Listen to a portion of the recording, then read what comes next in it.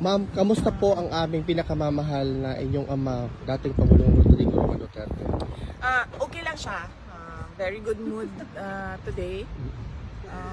Una niyang nasabi noong pumasok ako, sabi niya yung braso ko daw ay doble ng braso niya. So, dalawang braso daw niya yung isang braso ko. Ma'am, pakilinaw po yung sinabi ni Ma'am Elizabeth Pasitat. Kasi ma'am, marami talagang nabahala mga kababayan natin na si Tatay Digong daw ay skin and bones. Ano po yung konsepto noon, ma'am? Pumayat siya ng sobra. Hindi niyo pa siya nakita ng ganito siya kapayat. Ganito siguro siya kapayat nung binata pa siya. Oo. So, laki ng pinayat niya.